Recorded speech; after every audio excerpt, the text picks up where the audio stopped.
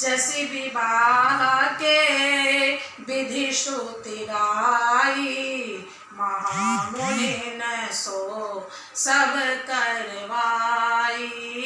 गही गिरीश कुश कन्या पानी, भवई समर्पी जानी भवानी। पानी ग्रहण जब कीन महेशा, हर से तब सकल सुरेशा।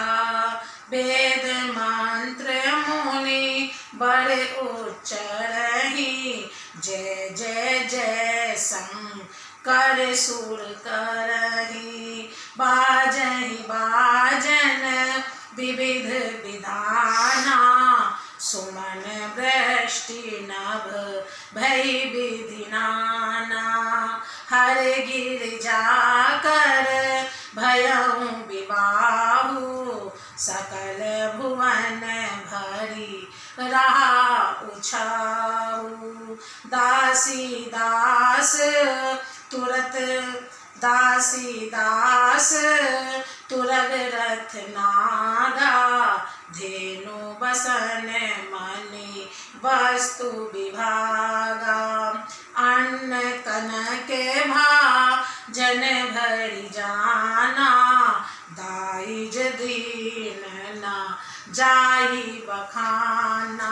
दाइज दियो बहु भांति पुनि कर जोरि, हिम उदर कयो का देहु पूरन काम। शंकर चरण पंकज गहि रयो, शिव कृपा सागर ससुर कर।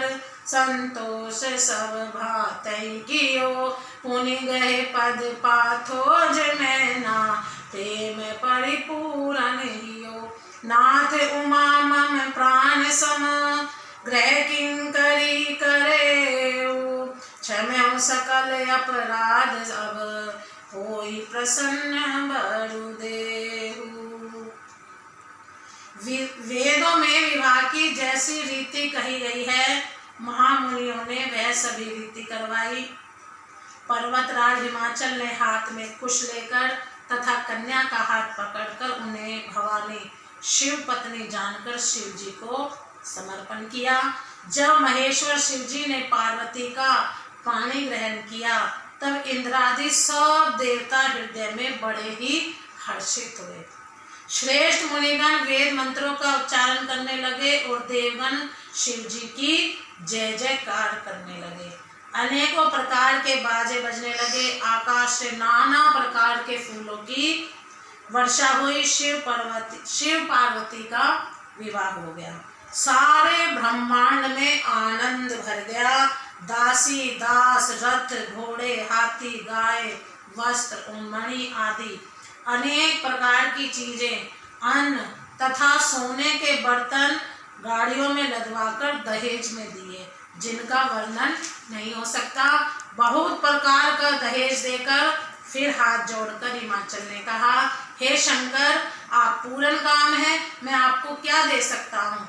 इतना कहकर वे शिव जी के चरण कमल पकड़कर रह गए। तब कृपा के सागर शिव जी ने अपने ससुर का सभी प्रकार से समाधान किया। फिर प्रेम से परिपूर्ण हृदय मैना जी ने शिव जी के चरण कमल पकड़े और कहा, हे नाथ, यह उमा मुझे मेरे प्राणों के समान प्यारी है। आप इसे अपने घर की टहलनी बनाइएगा और इनके सब अपराधों को क्षमा करते रहिएगा। अब प्रसन्न होकर मुझे यही वर दीजिए। जय श्री राम। बहुविधि सांभो सासु समझाई, गवनी भवन चरण सिरुनाई। जननी उमा बोलित मिलीनी, ले उछांग सुंदर सिख दीनी। करऊं सदा संग करे पद पूजा, नारी धर्म पति देव न दूजा। बचन कहत भरे लोचन बारी, बहुरी लाई और लीन कुमारी। कृत विधि सजी नारी जग माही, पराधीन सपने सुख नाही। भई अति प्रेम विकल महतारी, धीरज कीन कुसमय विचारी। पुनि पुनि मिलती परति गहि चरना, परम प्रेम कछु जाई न बरना। सब नारिन मिली भेटी भवानी, जाई जननी और पुनि लपटानी।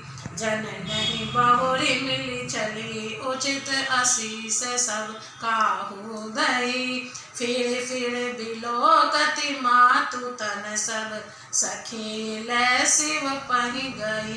जाचक सकल संतोष शंकर, उमा सहित भवन चले।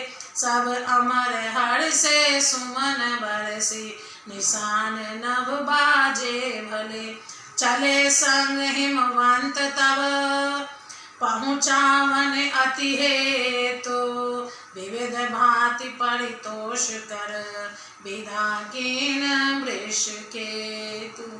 शिव जी ने बहुत तरह से अपनी सास को समझाया, तब वे शिव जी के चरणों में सिर नवाकर घर गई। फिर माता ने पार्वती को बुलाया और गोद में बैठाकर यह सुंदर सीख दी। हे पार्वती, तू सदा शिव जी के चरण की पूजा करना। नारियों का यही धर्म है, उनके लिए पति ही देवता है और कोई देवता नहीं है। इस प्रकार की बातें कहते कहते उनकी आंखों में आंसू भर आए और उन्होंने कन्या को छाती से चिपटा लिया। फिर बोली कि विधाता ने जगत में स्त्री जाति को क्यों पैदा किया? पराधीन को सपने में भी सुख नहीं मिलता। यूं कहती हुई माता प्रेम में अत्यंत विकल हो गई, परंतु कुछ समय जानकर, दुख करने का अवसर ना जानकर उन्होंने धीरज धरा। मैना बार बार मिलती है, पार्वती के चरणों को पकड़कर गिर पड़ती है।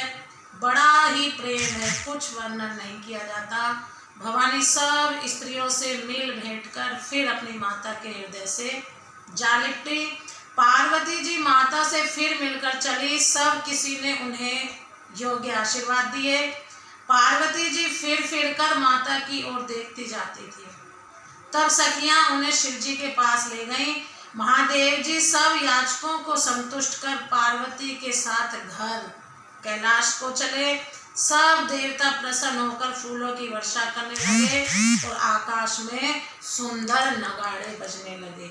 तब हिमवान अत्यंत प्रेम से शिव जी को पहुंचाने के लिए साथ चले।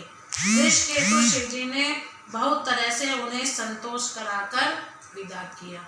जय श्री राम।